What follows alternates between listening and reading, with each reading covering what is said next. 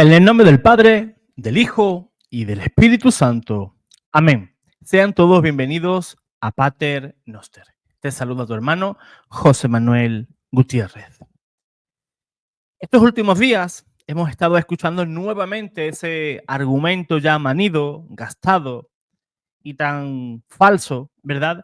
En el cual el argumento principal es: el Vaticano debería de vender sus riquezas para acabar con el hambre del mundo. ¿Quién dijo eso? Lo han dicho mucha gente. Pero estos últimos días lo dijo Giulio Poggio. Creo que se dice así. Lo dijo en una entrevista. Yo no sé quién es esa chica. Por lo que sé, es una artista, cantante, actriz. Hace un poco de todo, ¿no? Y cuando tiene tiempo libre, ataca a la iglesia. Pues bien, desde que Giulio Poggio, pues, criticó a la iglesia, pues en cuestión de horas ya estaba en todos los titulares del mundo, redes sociales y en boca de personas que jamás han pisado Roma, ni siquiera han abierto un evangelio. Pero aquí está la verdad. Este argumento no es moderno, tampoco es original. Lo escuchemos eso en una ocasión. La primera vez que se escuchó fue hace 2000 años. Y adivinen quién lo dijo. Lo dijo el mismísimo Judas Iscariote. Y como todos estos Judas, durante estos 2000 años, han seguido atacando a la iglesia con ese mismo argumento. La iglesia tiene que vender todos sus bienes porque así acabaría con todo el hambre del mundo. Bien. Vamos a compartir pantalla y vamos a oír esa declaración de esta chica, Giulio Poggio. Yo creo que lo digo bien, creo que sí. Y si no, pues me perdonan, por favor. Pues aquí está esta señora que ataca a la iglesia. Pero escúchame, no solamente dice que el Vaticano tiene que vender todas las riquezas, sino que hay que destruir las iglesias. O sea, está alentando a gente pues que vayan a cualquier parroquia, le metan un patadón a la puerta y pueda llevarse de la parroquia pues cualquier cosa que haya de valor. Yo creo que eso podría ser tipificado como un delito de odio. Incitar a los demás a cometer un delito, yo creo que eso pues habría que ver si es delito. Pero eso no es nuestra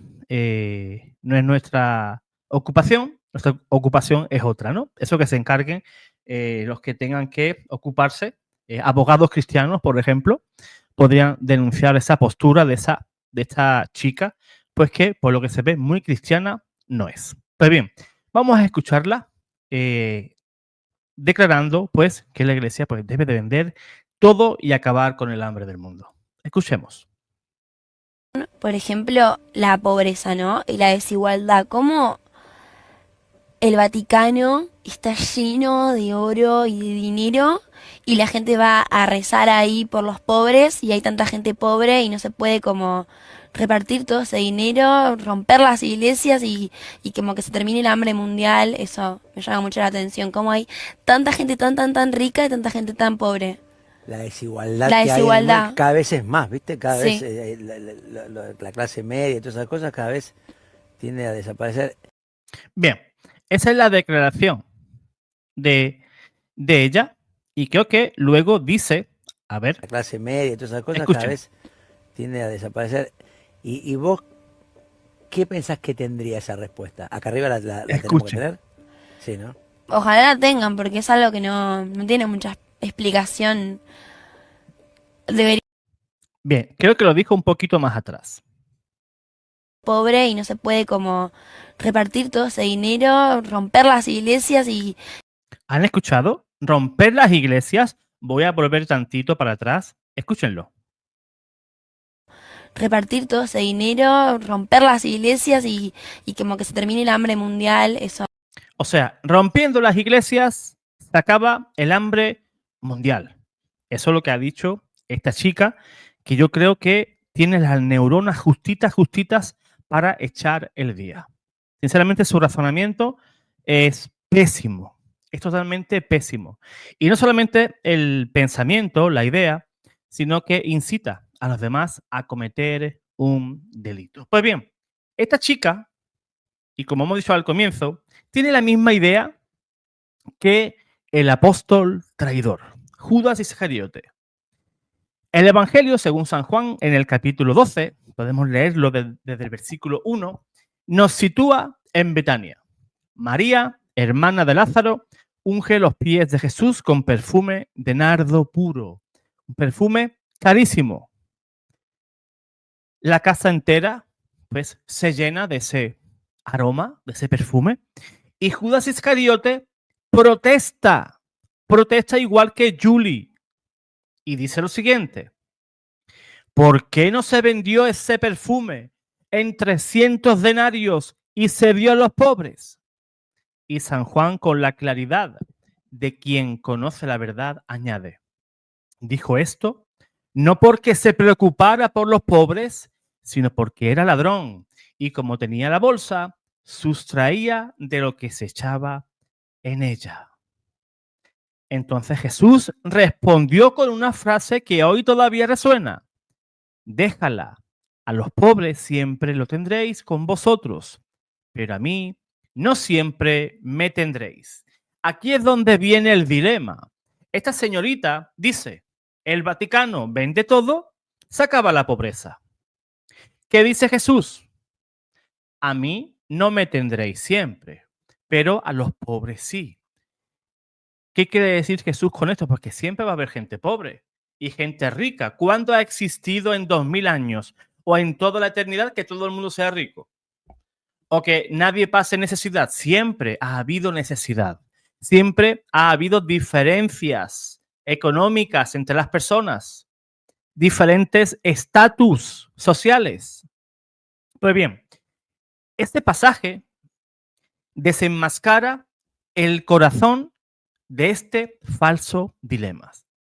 Judas aparenta, como esta chica, una preocupación social, pero en realidad desprecia un acto de amor y adoración hacia Cristo. Jesús no está despreciando a los pobres, ni mucho menos, ni justificando la indiferencia. Está recordando que el culto a Dios y la caridad no se excluyen, que el amor verdadero al prójimo nace de un amor verdadero a Dios y que lo consagrado a Dios tiene un valor que no se mide en monedas ni en billetes, sino en eternidad. Cuando hoy alguien dice: vendan todo lo del Vaticano y denlo a los pobres, está repitiendo la tentación de Judas. Oponer a Dios contra los pobres, como si el culto y la belleza fueran un lujo culpable y no un canal de gracia. Pero vamos más atrás en la historia. En el Antiguo Testamento, el templo de Jerusalén estaba lleno de objetos preciosos. O sea, Salomón se trabajó un buen templo para Dios. Y ese templo, como he dicho, estaba lleno de objetos preciosos. El candelabro de oro, el altar de incienso, las vestiduras sacerdotales adornadas con piedras preciosas. ¿Por qué? Porque Dios ordenó que lo que se le dedicara a él fuera lo mejor. Y aunque en Israel siempre hubo pobres y la ley mandaba ayudarlos, recuerden, jamás se ordenó vender el templo para resolver una crisis social. ¿El diezmo para quién era? Para la viuda, para el extranjero, para el huérfano.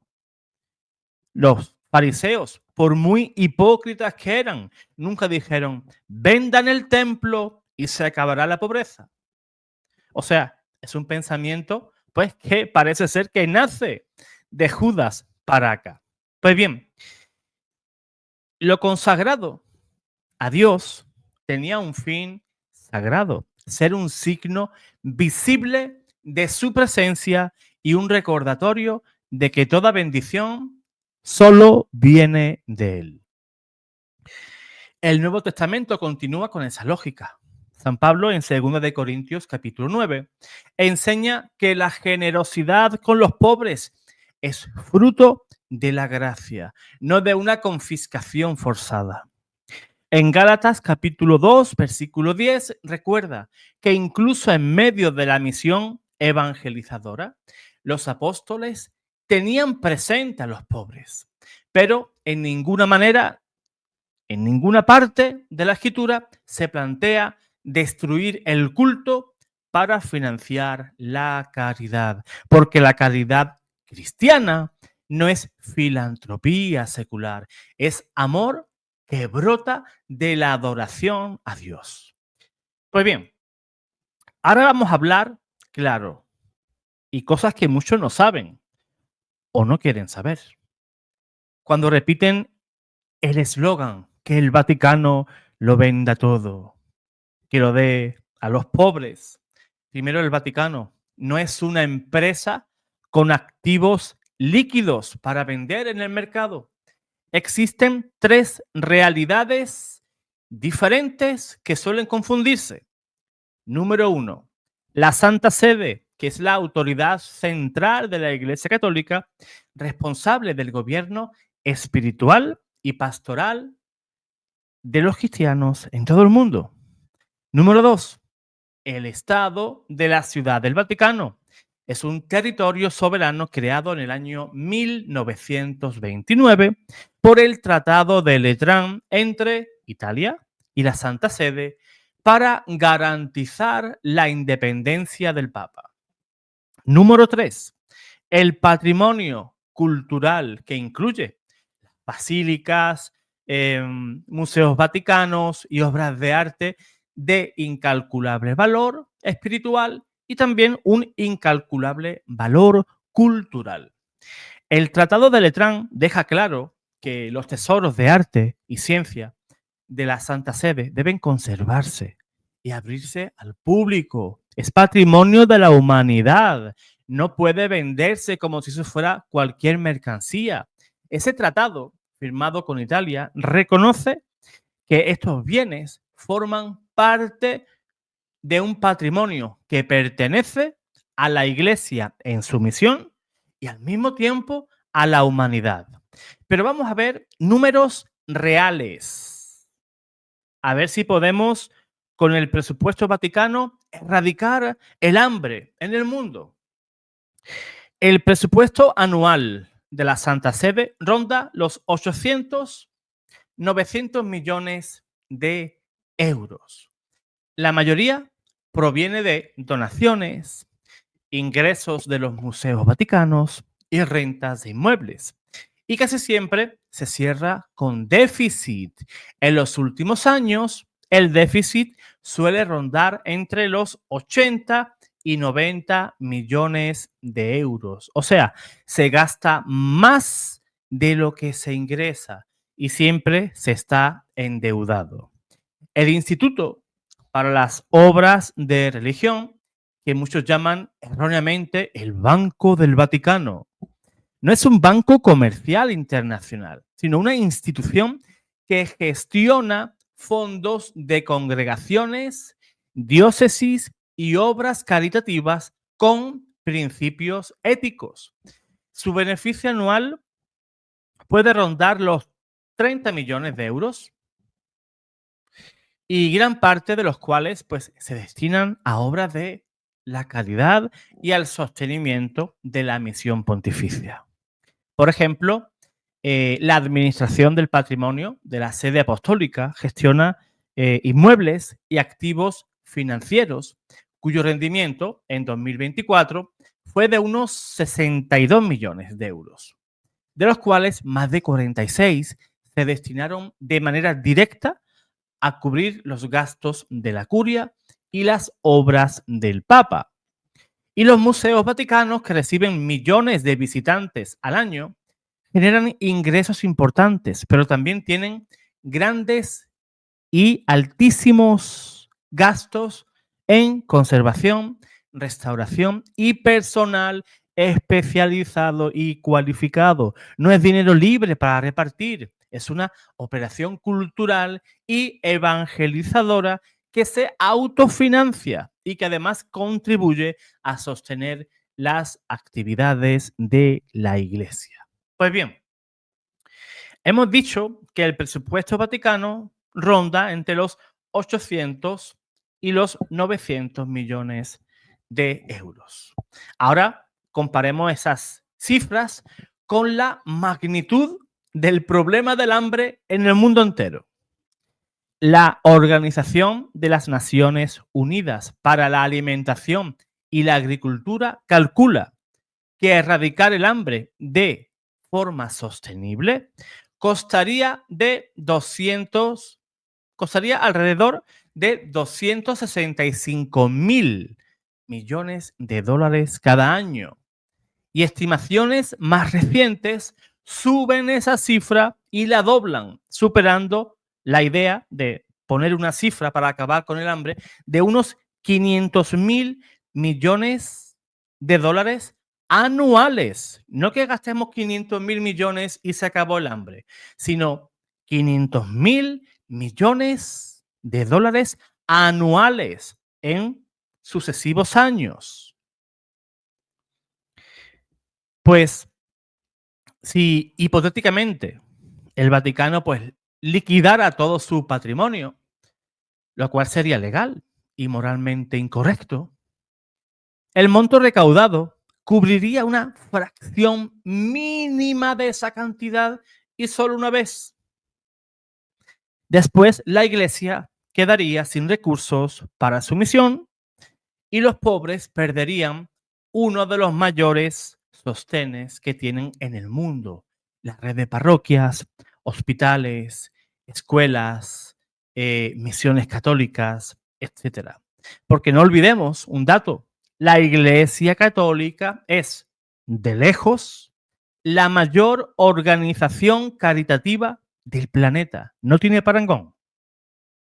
Millones de personas comen, reciben atención médica y estudian cada día gracias a las parroquias, cáritas, congregaciones y misiones.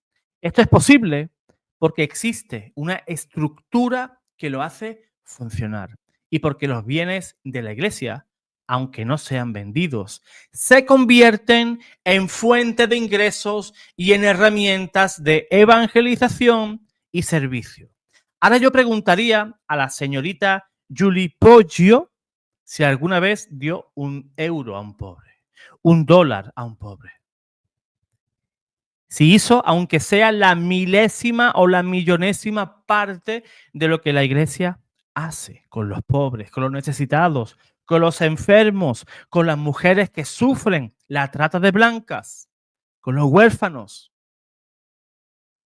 ¿Hace eso esta señorita o es como Judas, que simplemente pues afirma lo que afirma para tentarnos? Pues bien, San Juan Crisóstomo, uno de los grandes padres de la Iglesia, decía: no adornamos las iglesias por ostentación, sino para que el alma, al ver su belleza, se eleve hacia Dios. Y San Ambrosio recordaba que las riquezas de la Iglesia son para los pobres, pero no para ser dilapidadas sin sabiduría, sino administradas como un padre de familia que debe garantizar el pan de hoy y el de mañana. Imagínate que yo, como padre de familia, hoy mi jefe me paga y yo digo: voy a acabar con el hambre del vecino. Y voy y le doy todo mi sueldo al vecino. Luego vuelvo a casa y me dice mi mujer: pues hay que comprar comida porque no hay nada. ¿Y yo qué le digo? No, es que acabé con el hambre del vecino. ¿Hemos obrado bien? No. Hemos obrado mal. ¿Por qué? Porque la caridad comienza desde tu casa. Si tú no sostienes primeramente tu casa y sostienes al vecino, estás obrando mal. Pero muy, muy mal. Pues de una manera parecida actúa la Iglesia. Ella es la administradora de todos esos bienes y ella, como administradora, como recaudadora de esas cantidades de dinero que al final sirve para sostener todo el equilibrio dentro de la Iglesia, el clero, las misiones, las obras pontificias del Papa, ¿verdad? Todo eso se puede hacer porque existen esas riquezas dentro del Vaticano. Además, esta chica cree que, como dijo en su declaración, que el Vaticano está lleno de oro. Ella cree que el Vaticano es como las calles de Jerusalén, la Jerusalén celestial que habla Apocalipsis, que las calles son de oro. Si tú has ido al Vaticano, verás que no hay oro por ningún sitio. Ni tampoco hay fajos de billete en cada esquina para que la gente se lo reparta, porque ella dice que el dinero, pues, parece que el dinero está en todas partes, igual que el oro. No sé cuál es la idea exacta que tiene esa chica, pues, con el Vaticano. Pero el Vaticano incluso es mucho más pobre que un equipo de fútbol. Imagínate el Paris Saint-Germain, el Bayern de Múnich, el Real Madrid. Esos clubes gigantescos de fútbol tienen más dinero que el Vaticano. Y nadie escuché nunca de decirle al Real Madrid, al Barcelona, al Paris Saint-Germain, vendan el estadio, vendan sus jugadores, vendan las pelotas, las camisetas, todo, y acaben con el hambre. Pero, ¿qué pasa? Igual que Cristo fue atacado por Judas, pues su iglesia, pues del mismo modo, es también tentada con la misma idea que el apóstol traidor.